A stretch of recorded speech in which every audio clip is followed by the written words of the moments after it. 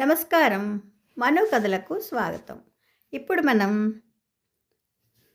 ఆహ్, ఆదివారం సోపతి పత్రికలో ప్రచురింపబడిన 'అత్తగారు కొత్తల్లుడు' అనే ఒక చక్కటి కథను విందామండి.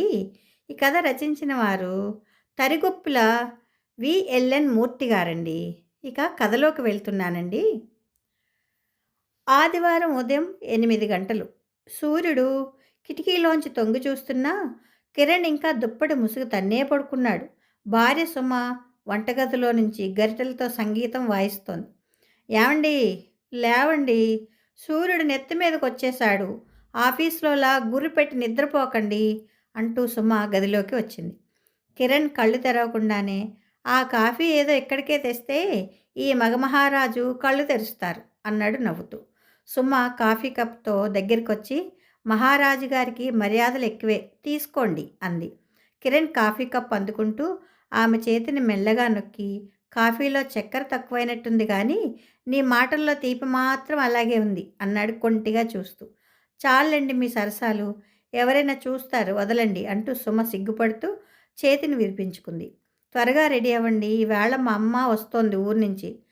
కిరణ్ ముఖం ఒక్కసారిగా మారిపోయింది. అత్తగారా, అంటే ఇవాళ కూడా నాకు ఆఫీస్లో ఉన్నంత స్ట్రెస్ ఉంటుందన్నమాట. అదేంటి అలా అంటారు అని సుమ బొంగుమూతి పెట్టింది. ఏమీ లేదు, మీ అమ్మగారు వస్తే చాలు, మా సుమ బంగారం, దాన్ని సరిగ్గా చూసుకోవడం లేదు అని నా మీద ఒక ఛార్జ్ షీట్ వేస్తారు కదా, అందుకే అన్నాను అని నవ్వాడు కిరణ్. సరేలేండి, మాటలు ఆపి త్వరగా స్నానం చేయండి, ఇవాళ మీకు ఇష్టమైన వంకాయ కూర చేస్తున్నాను అని సుమ వెళ్ళబోతుంటే, వంకాయ కూర సరే, కానీ ఆ కూరలో నీ చేతి గోరుముద్దలు తోడైతే ఆ రుచే వేరు అన్నాడు కిరణ్ మళ్ళీ రొమాంటిక్గా. అబ్బో, ఇవాళ హాస్యం సరసం బాగా ముదిరాయి, త్వరగా వెళ్ళండి అంటూ సుమ నవ్వుతూ వెళ్ళిపోయింది. మధ్యాహ్నం 12 గంటలు. కాలింగ్ బెల్ మోగింది. సుమ ఉత్సాహంగా తలుపు తీసి చూసింది. రాజమ్మ గారు 2 చేతుల్లో సంచీలతో ఎంట్రీ ఇచ్చారు. తల్లిని చూడగానే సుమ ఎగిరి గంతేసినట్లే అయింది. కిరణ్ సోఫాలోంచి మెల్లగా లేచి బలవంతపు నవ్వుతో, రండి అత్తయ్య గారు, బాగున్నారా అన్నాడు. నేనేం బాగుంటాను బాబు, ఆ బస్సులో కుదుపులకి నా నడుం కాస్త నలుగ్గొట్టుకుపోయింది. అయినా మా అమ్మాయిని చూసి ఎన్ని రోజులైందో, అందుకే వచ్చేసా అంటూ గంభీరంగా సోఫాలో సెటిల్ అయ్యారు. భోజనం దగ్గర కూర్చున్నారు. సుమ వంకాయ కూర వడ్డించింది. ఏమిటమ్మా సుమ, కూరలో నూనె అంత పోసావు, అల్లుడి గారికి ఆఫీస్లో కూర్చునే పని, ఇలాంటివి తింటే పొట్ట వస్తుంది చూడు, ఇప్పటికే కొంచెం పెరిగినట్లుంది. అప్పుడే నా పొట్ట మీద విచారణ మొదలైంది. Kiran mind voice. లేదమ్మా, ఆయనకి ఇష్టమని కొంచెం వేశాను అంతే. నీవు ఎప్పుడు మీ ఆయన మీదే ధ్యాస. అల్లుడు గారు, రోజు పొద్దునే లేచి కొంచెం వ్యాయామం చేయండి.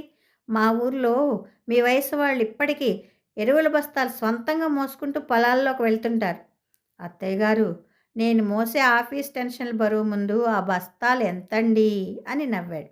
సాయంత్రం కిరణ్ మెల్లగా సుమ దగ్గరికి వెళ్ళి, చూడు సుమ, మీ అమ్మగారు వచ్చాక నువ్వు నన్ను మర్చిపోయావు, కనీసం ఆ కప్పు కాఫీ అయినా ఇవ్వచ్చు కదా అని చిన్నగా అన్నాడు. అది రాజమ్మ గారి చెవిన పడింది. ఏమన్నారు అల్లుడు గారు, సుమ సరిగ్గా చూసుకోవడం లేదా? పాపం చిన్నప్పటి నుంచి దాన్ని పూలలో పెట్టి పెంచాను. మీ ఇంట్లో పని చేసి చేసి దాని వేళ్ళు అరిగిపోయి ఉంటాయి. అబ్బే లేదత్తయ్య గారు, వేళ్ళు అరిగిపోవడం కాదు, ఆ వేళకి గోరింటాకు పెట్టే తీరిక కూడా ఇవ్వకుండా నేను వంట పనులు ఇంటి పనులు చేయించుకుంటున్నాను అని సుమ వైపు చూసి కన్నుగీటాడు. సుమ సిగ్గుపడుతూ, అమ్మా, ఆయన సరదాగా అంటున్నారు, నువ్వు సీరియస్గా తీసుకోకు అని కవర్ చేసింది. రాత్రి పడుకునే ముందు కిరణ్ తన గదిలోకి వెళ్తుంటే, సుమ, ఇవాళ నేను నువ్వు ఈ గదిలో పడుకుందాం, కబుర్లు చెప్పుకోవాలి, అల్లుడు గారు మీరు హాల్లో పడుకుంటారు కదా. కిరణ్ బిత్తరపోయి సుమ వైపు చూశాడు. సుమ నవ్వు ఆపుకుంటూ అలాగేనమ్మా అంది. కిరణ్ తన తలగడ పట్టుకుని హాల్లోకి వెళ్తూ, అత్తయ్య గారు, మీరు వచ్చింది నా ఆరోగ్యం బాగు చేయడానికా, లేక నా సంసారంలో గ్యాప్ పెంచడానికా అని ఏడవలేక నవ్వుతూ గొణుక్కున్నాడు. రాజమ్మ గారు మాత్రం, ఏదో అన్నారు బాబు అని అడిగింది. ఏమి లేదు అత్తయ్య గారు, అత్త సొమ్ము అల్లుడు దానం అని సామెతని అత్త ప్రేమ అల్లుడికి వనవాసం అని మార్చుకుంటున్నాను అన్నాడు కిరణ్. ఆదివారం వచ్చింది. అమ్మా, అల్లుడు గారు ఇలా రండి అంటూ రాజమ్మ గారు పిలిచారు. కిరణ్కి అర్థమైపోయింది జేబు ఖాళీ అయ్యే సమయం ఆసన్నమైందని. చూడు సుమా, పండగ వస్తోంది కదా! నీకు అల్లుడి గారికి బట్టలు తీసుకోవాలి. పదండి బయలుదేరదాం. అత్తయ్య గారు ఇప్పుడెందుకు? ఆన్‌లైన్‌లో బుక్ చేద్దాం. ఇంటికే వస్తాయి అన్నాడు. ఆ పిచ్చి నమ్మకాలు నా దగ్గర వద్దు బాబు. బట్టను చేత్తో పట్టుకుని దాని క్వాలిటీ చూడకుండా కొంటే అది షాపింగ్ ఎలా అవుతుంది? పదండి వెళ్దాం. కిరణ్‌కి తప్పలేదు. సుమ మాత్రం కొత్త చీర వస్తుందన్న ఆనందంతో అప్పుడే తయారైపోయింది. పెద్ద బట్టల షాపులోకి వెళ్లారు. సుమ ఒక పట్టు చీరను చూసి మురిసిపోయింది. సేల్స్‌మ్యాన్ వచ్చి, మేడం ఇది లేటెస్ట్ డిజైన్. దీని ధర కేవలం 15,000 మాత్రమే అన్నాడు. కిరణ్ షాక్ తిని గుటకలు మింగుతుంటే అత్తగారు రంగంలోకి దిగారు. ఏంటయ్యా దీనికి 15,000? మా ఊర్లో ఇవే చీరలు 5,000కి ఇస్తారు. అల్లుడు గారికి అమ్మాయికి నచ్చిందని రేటు పెంచేస్తున్నావా ఏంటి? అమ్మగారు, ఇది బ్రాండెడ్ షాపు. ఇక్కడ బేరాలుండవు. బ్రాండ్ అయితే మాత్రం రక్తం తాగుతారా? అల్లుడు గారు మీరుండండి. వీడెక్కువ చెప్తున్నాడు. కిరణ్ మెల్లగా సుమతో, చూసావా సుమ, మీ అమ్మగారి పుణ్యమా అని ఆ సేల్స్‌మ్యాన్ నన్ను వెర్రి వెధవాయని చూసినట్టు చూస్తున్నాడు అని గొణిగాడు. చివరికి కిరణ్‌కి షర్ట్ కొనే వంతొచ్చింది. కిరణ్ ఒక మోడర్న్ ఎరుపు ఫిట్టింగ్ షర్ట్ తీసుకున్నాడు. ఇదేం షర్ట్ బాబు? ఊపిరి కూడా ఆడేలా లేదు. రేపు పొద్దున్న మా ఊరొస్తే అల్లుడు గారికి బట్టలు కొనే శక్తి కూడా సుమకి లేదు పాపం. అందుకే చిన్న షర్ట్ వేసుకున్నాడు అని నవ్వుతారు. ఇంకో 2 సైజులు పెద్దది తీసుకోండి. అత్తయ్య గారు ఇది ఫ్యాషన్ అండి. ఇప్పుడు ఇలాగే వేసుకుంటారు. ఏం ఫ్యాషన్ నాయనా? గాలి తగిలేలా ఉండాలి. సుమ, ఆ పెద్ద షర్ట్ పట్టుకో. మా అల్లుడు గారు అందులో సింహంలా ఉంటారు. కిరణ్ ఆ షర్ట్ వైపు చూసి, సింహంలా కాదు సుమ, పిట్టల దొరలా ఉంటాను అని సుమ చెవిలో చెప్తే సుమ నవ్వు ఆపుకోలేకపోయింది. బిల్లు పే చేసే సమయానికి కిరణ్ తన క్రెడిట్ కార్డు తీశాడు. అయ్యో అల్లుడు గారు, వద్దు వద్దు, నేనున్నప్పుడు మీరు డబ్బులు కట్టడం ఏంటి అంటూ తన పాత సంచిలోంచి ఒక పెద్ద మూట తీశారు. కిరణ్ సంతోషపడేలోపే రాజమ్మ గారు ఆ బాంబు పేల్చారు. ఇదిగోండి బాబు, ఇందులో 500 ఉన్నాయి. మిగతాది మీరే కట్టండి. నా దగ్గర చిల్లర లేదు. కిరణ్ తల పట్టుకున్నాడు. సుమ నవ్వుతూ, పర్లేదులేండి, అమ్మ తరపున ఇది కట్నం అనుకోండి అంది చిలిపిగా. చివరికి 5 సంచులతో ఖాళీ అయిన జేబుతో కిరణ్ బయటికొస్తూ, అత్తయ్య గారు, నెక్స్ట్ టైం షాపింగ్‌కి మీరు వెళ్ళండి. నేను ఇంట్లో ఉండి వంకాయ కూర వండుతాను అన్నాడు. ఆ సాయంత్రం కిరణ్ ఆఫీసు స్నేహితుడు రవి తన భార్యతో కలిసి రాత్రి డిన్నర్‌కొచ్చారు. కిరణ్ చాలా స్టైలిష్‌గా ఉండాలని ప్లాన్ చేశాడు. కానీ అక్కడ రాజమ్మ గారు ఉన్నారని మర్చిపోయాడు. రవి దంపతులు రాగానే కిరణ్ ఇంగ్లీష్‌లో వెల్కమ్ చెప్పాడు. రాజమ్మ గారు సోఫాలో గంభీరంగా కూర్చొని ఉన్నారు. రవి, ఈవిడ మా అత్తయ్య గారు. నమస్తే అండి, బాగున్నారా? బాగున్నాను బాబు. కానీ చూస్తుంటే మీరే కొంచెం నీరసంగా ఉన్నట్టున్నారు. సరిగ్గా తిండి పెట్టడం లేదేంటి మీ ఆవిడ? మా సుమన్ చూడు అల్లుడి గారిని ఎలా మేపుతుందో. కిరణ్‌కి అప్పుడే చెమటలు పట్టడం మొదలైంది. రవి భార్య సరళ మాత్రం నవ్వుతూ, అవునండి, మీ అల్లుడు గారు చాలా అదృష్టవంతులు అని సరళ కవర్ చేసింది. సుమ రకరకాల వంటకాలు వడ్డించింది. సరళ కొంచెం డైటింగ్ చేస్తుండడంతో అన్నం తక్కువ తీసుకుంది. అది చూసి రాజమ్మ గారు తట్టుకోలేకపోయారు. ఏంటమ్మా పక్షికి పెట్టినట్లు పెడుతున్నావు? ఆ ముద్దేంటమ్మా అంత చిన్నగా ఉంది? లేవమ్మా సుమ, గరిటతో 2 సార్లు గట్టిగా వడ్డించు. ఎముకలు కనిపిస్తున్నాయి పిల్లకి. పర్లేదు ఆంటీ, నేను డైటింగ్‌లో ఉన్నాను. సరళ సిగ్గుతోచి దిగిపోతూ అంది. ఏంటది డైటింగా? అంటే ఏంటి బాబు? తిండి మానేసి ఉండడమా? మా ఊర్లో పొద్దున్నే లేచి మజ్జిగ అన్నం ఆవకాయ తింటే వచ్చే తెలివి, బాడీ ఫిట్టింగ్, ఆరోగ్యం ఈ డైటింగ్‌లో రాదు తల్లి. రవి కిరణ్‌తో మాట్లాడుతూ, కిరణ్, నిన్న ఆఫీస్‌లో ప్రెజెంటేషన్ అదరగొట్టావు కదా అన్నాడు. రాజమ్మ గారు మధ్యలో అందుకుని, ప్రెజెంటేషన్ సంగతి ఏమో గానీ నిన్న రాత్రి కూర మాత్రం ఈయన అదరగొట్టారు బాబు. అదే మాడగొట్టారు. అందులోనూ ఆ కారం భరించలేక కన్నీళ్లు పెట్టుకుని చివరికి మజ్జిగ తాగి పడుకున్నా. అత్తయ్య గారు, అది పర్సనల్ విషయం. ఇప్పుడెందుకు? పర్సనల్ ఏముంది బాబు, రవి మనవాడే కదా! అయినా రవి మా అల్లుడు గారి ఆఫీస్‌లో పులి కావచ్చు. కానీ ఇంట్లో మాత్రం పిల్లి కంటే సాధువు. నేను కొంచెం గట్టిగా చూస్తే చాలు చకచకా వెళ్లి గిన్నెలు కడిగేస్తారు. ఆ మాటకి రవి పగలబడి నవ్వడం మొదలుపెట్టాడు. కిరణ్ ముఖం మాడిపోయిన వంకాయలా అయిపోయింది. వెళ్ళేటప్పుడు రవి ఒక చాక్లెట్ బాక్స్ ఇచ్చాడు. రాజమ్మ గారు అది చూసి, బాబు, ఈ రంగు కాగితాల డబ్బా బదులు ఏదైనా నాటుకోడి గుడ్లో లేక దోసకాయలో తెస్తే బాగుండేది. ఇవి తింటే పళ్ళు పుచ్చిపోతాయి. అత్తయ్య గారు ప్లీజ్ ఆపండి, వాళ్ళు ప్రేమతో తెచ్చారు. రాజమ్మ గారు తన దగ్గరున్న ఆవకాయ డబ్బా తీసి వాళ్ళకిస్తూ, ఇదిగోండి ఇది పట్టుకెళ్ళండి. ఆ డైటింగ్లు మానేసి వేడి అన్నంలో ఇది వేసుకుని తినండి. అప్పుడు తెలుస్తుంది అసలైన రుచి అని పంపించేశారు.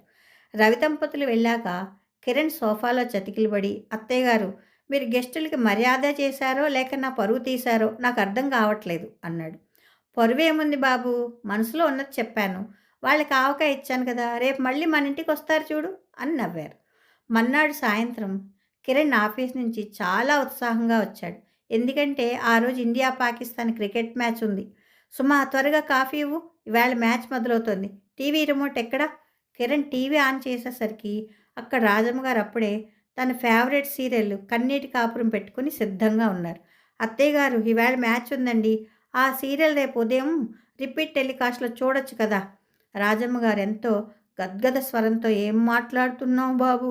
ఈవేళ ఆ సీరియల్‌లో హీరోయిన్‌కి విషం పెడుతున్నారు. అది ఆమె తాగుతుందో లేదో చూడకుండా నాకు నిద్ర పట్టదు. ఆ క్రికెట్‌లో ఏముంది, కొట్టడం, పరిగెత్తడం."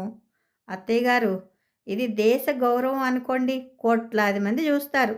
నాకు నా హీరోయిన్ కుటుంబం గొడవ ముఖ్యం అల్లుడు గారు. ఇంటకెలిచి రెచ్చగలవాలి. ఆ విలన్ గంపెడు కుట్రలు చేస్తుంటే నువ్వు ఆ బంతి గురించి చెప్తావేంటి?"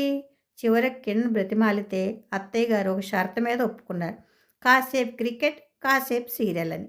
మ్యాచ్ చూస్తుంటే రాజమ్మ గారు తన సొంత కామెంటరీ మొదలుపెట్టారు. "అదేంటయ్యా, వాడు అంత గట్టిగా తంతే ఆ వైట్ డ్రెస్ వేసుకున్నవాడు పట్టుకోకుండా అలా నిలబడ్డాడు. వాడికి కూడా ఆ సీరియల్ గుర్తుకొచ్చినట్టుంది." "అత్తయ్య గారు, అది 6, దాన్ని పట్టుకోలేరు." "అవునా, సరేలే.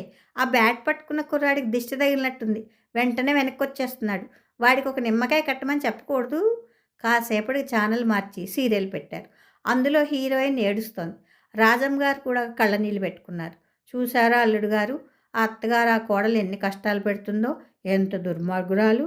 "అత్తయ్య గారు, అది కేవలం యాక్టింగ్ మాత్రమే. మీరెందుకు ఏడుస్తున్నారు?" "యాక్టింగ్ అయితే ఏంటి బాబు, నా కళ్ళ ముందు అన్యాయం జరుగుతుంటే తట్టుకోలేను. రేపు పొద్దున్న నువ్వు కూడా సుమని ఇలాగే ఏడిపిస్తే నేను కూడా ఆ సీరియల్ అత్తంలాగే మారిపోతాను. జాగ్రత్త." కిరణ్‌కి అర్థమైపోయింది క్రికెట్ స్కోర్ కంటే అత్తగారి బీపీ పెరగడం ప్రమాదకరమని.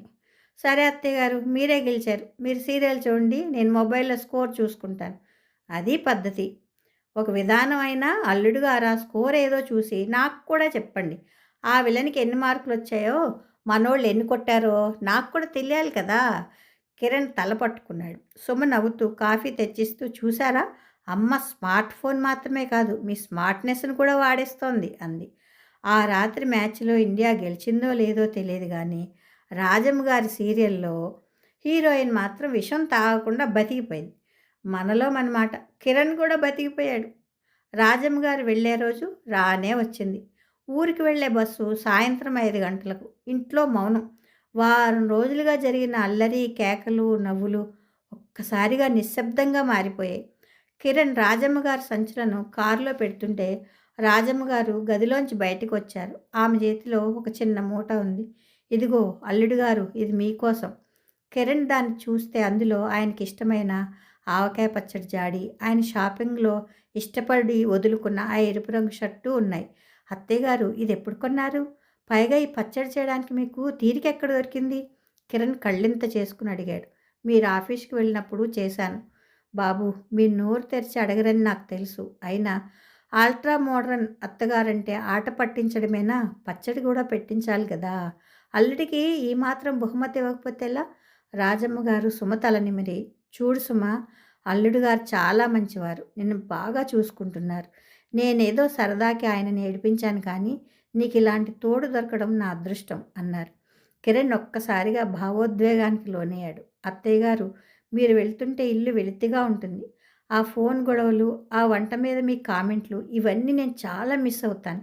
మీ తిట్లు కూడా నాకు దీవెనల్లాగే ఉన్నాయి" అన్నాడు మనస్ఫూర్తిగా.